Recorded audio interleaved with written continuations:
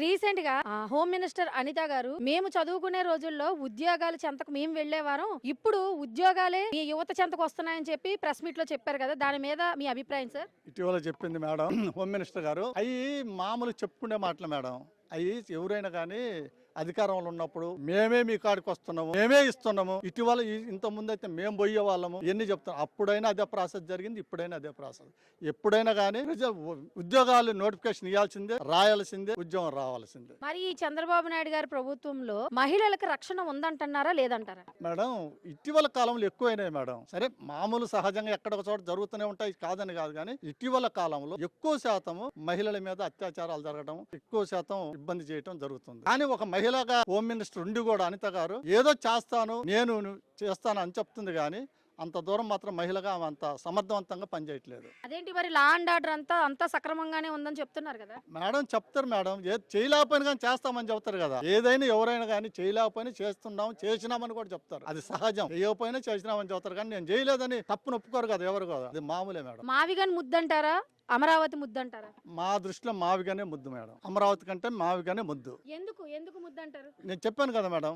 ఎందుకంటే 3 నగరాలు పెద్ద నగరాలు, అవి ఆల్రెడీ అభివృద్ధి చెందిన నగరాలు. మచిలీపట్నం గాని, విజయవాడ గాని, గుంటూరు గాని, ఆ 3 కలిపితే సికింద్రాబాద్, హైదరాబాద్ కంటే కూడా పెద్ద సిటీ అవుతుంది. తక్కువ ఖర్చుతో అమరావతి కంటే బాగా అభివృద్ధి చెందుతుంది. అదే అమరావతి ఇప్పుడు చేయాలంటే దాదాపు 1,00,000 కోట్లు కావాలంటున్నారు. ఎక్కడి నుంచి తేవాలి? ఇప్పటికి కూడా తీస్తా ఉండరు, గుంతలో నీళ్లు తప్ప లేదు. ఇంక ఎప్పటికి అవుద్దో కాదో కూడా తెలియదు గవర్నమెంట్ లో. మరి చంద్రబాబు నాయుడు గారి ప్రభుత్వంలో డెవలప్ అనేది బాగా ఎదిగిందని చెప్తున్నారు. అది అబద్ధం మేడం. ఎట్లా డెవలప్ మనకు కనపడుతుంది కదా. కాకపోతే ఏడన్నా ఒక రోడ్డు వేశారు, ఆ రోడ్లు కూడా మామూలుగా కొన్ని చోట్ల ఏదో వేసింటే కొన్ని చోట్ల అవి కూడా లేవు. డెవలప్ అని చెప్పుకోవడానికి సరిపోతుంది. కానీ అది చేసినప్పుడు ప్రజలకే తెలుస్తుంది మేడం. ఏదైనా కానీ ఏది చేసినా ఏదైనా కానీ ప్రతిపక్షమైన ఇంకొకరైనా కానీ చూసి దాన్ని ఏమనుకుంటారు, పర్వాలేదు అనుకుంటారు. జగన్మోహన్ రెడ్డి గారు బ్రాండ్ అనడానికి ఏమైనా ఉదాహరణలు ఉన్నాయా? జగన్మోహన్ రెడ్డి గారు బ్రాండ్ అంటే ఆయన చెప్పింది తప్పలేదు, మేడం తిప్పలేదు, అడుగు వెనక్కేయలేదు. ఏదైతే జగన్మోహన్ రెడ్డి గారు చేసిన అభివృద్ధి అంటే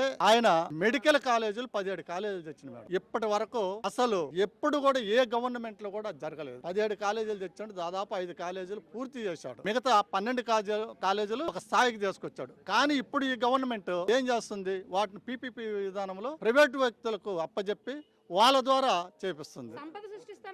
అవి సంపద గుంతదో తీయాల్సిందే. ఏడుంది మేడం సంపద? ఎట్టొస్తుంది తీయటానికి?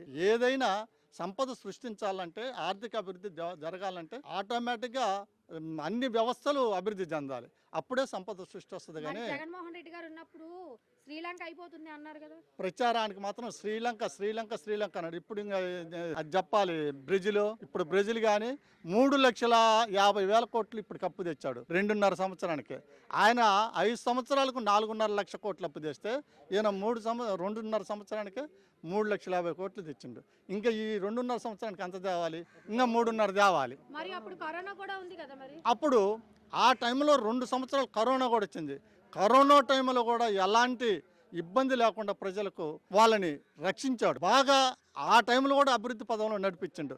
ఈ సచివాలయాలను, గ్రామ వ్యవస్థ కానీ ఏదైనా కానీ ప్రభుత్వాన్ని ప్రజలకు ఇచ్చేది కానీ ఎక్కడ వెనక్కి తగ్గలేదు. మరి నేను వస్తే చంద్రబాబు నాయుడు గారు నేనుంటే కరోనా వచ్చేది కాదన్నారు కదా. కరోనా నేనుంటే కరోనా వచ్చేది కాదనేది, నేనుంటే అసలు అది జరిగేది కాదనేది అది సహజము. ఇప్పుడు ఎందుకు వస్తుంది కరోనా? ఇప్పుడు ఆల్రెడీ ఏ రాష్ట్రం లేదు. మన రాష్ట్రంలోనే 26 కేసులు 30 కేసులు ఉన్నాయి. మరి మన రాష్ట్రంలోనే ఉంది. ఏ రాష్ట్రం? అప్పుడు ప్రపంచం వైడుగా ఉన్నది కరోనా, ఇప్పుడు మన రాష్ట్రంలోనే కనిపిస్తుంది. మరి ఇంకా అది దానికి ఆయనే సమాధానం చెప్పాలి, మనం చెప్పకూడదు.